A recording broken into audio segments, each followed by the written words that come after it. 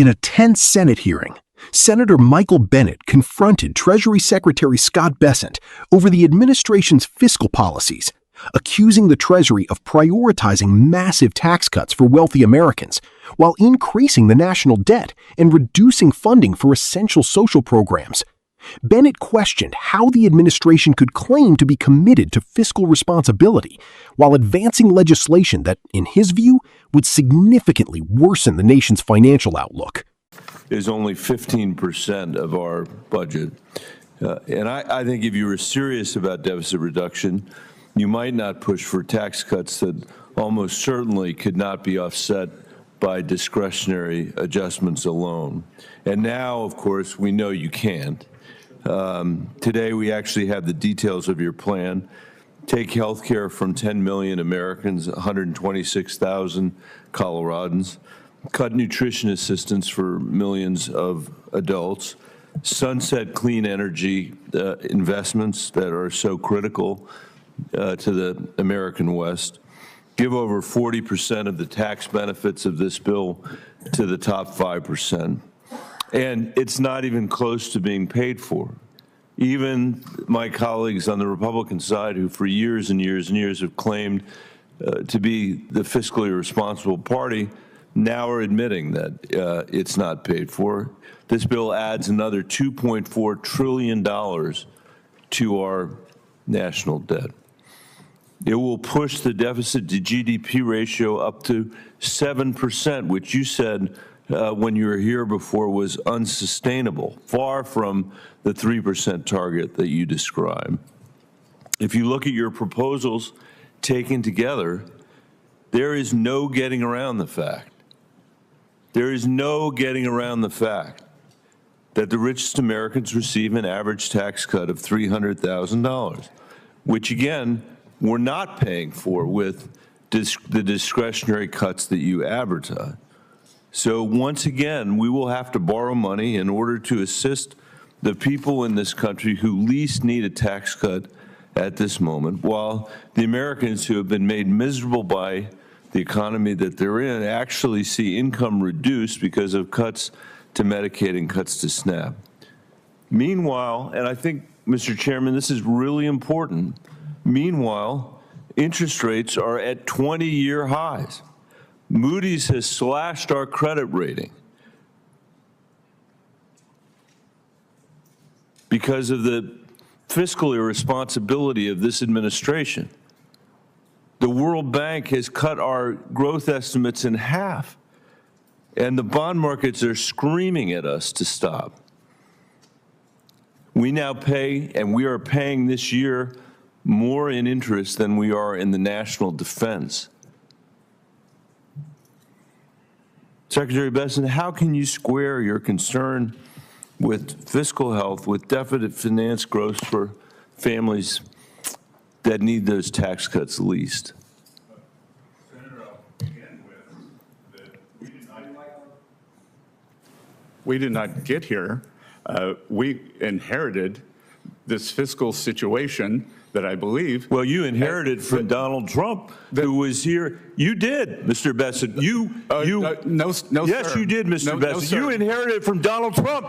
He's the first president to come back after a 4-year hiatus, after we know exactly what the last tax cuts did, which was blow a massive hole in our deficit and debt. You can't sit here and lie about that. It's true. The data, to coin a phrase, the data shows that that's the result. The math shows that that is the result. No one on this side of the aisle admits anymore that or claims anymore that they didn't blow a huge hole in the deficit. They did. And now you're here saying to the American people, let's double down on that.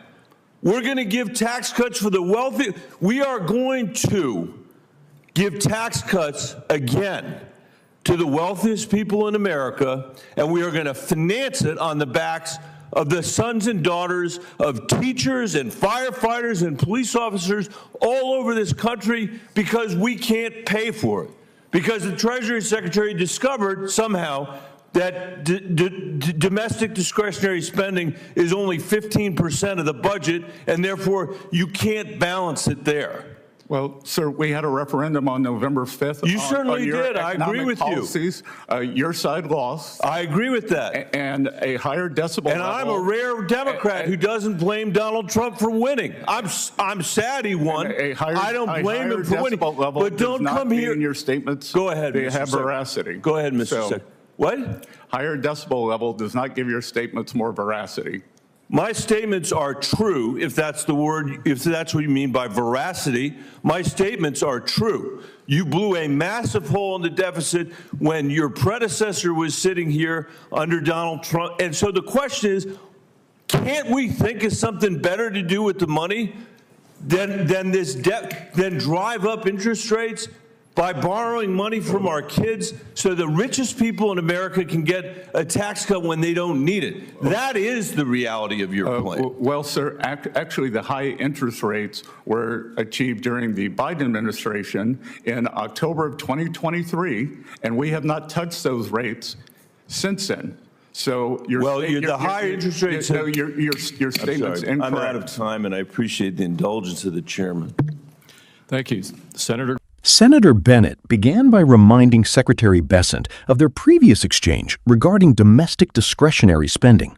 He noted that discretionary spending accounts for only about 15% of the federal budget, arguing that meaningful deficit reduction cannot be achieved through spending cuts alone. He then pointed to the administration's latest tax proposal, arguing that it would reduce health care coverage for approximately 10 million Americans, including more than 126,000 Colorado residents. Bennett also criticized planned reductions to nutrition assistance programs and the rollback of clean energy investments that he described as vital for states across the American West. According to Bennett, the proposal overwhelmingly benefits higher-income households, with more than 40% of the tax savings going to the wealthiest 5% of Americans.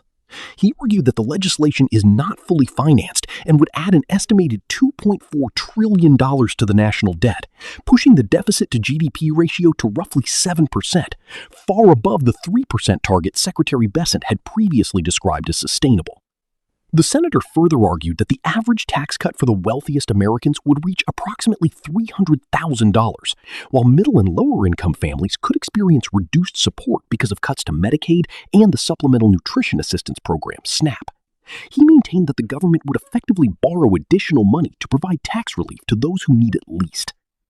Bennett also cited broader economic concerns, pointing to elevated interest rates, Moody's downgrade of the U.S. credit rating, reduced growth projections from the World Bank, and continued pressure from bond markets. He warned that the United States is now spending more on interest payments for its debt than on national defense, describing it as a troubling sign of the country's fiscal trajectory. Closing his remarks, Senator Bennett challenged Secretary Bessent to reconcile the administration's stated commitment to fiscal discipline with policies that, according to Bennett, expand deficits while primarily benefiting the nation's highest earners.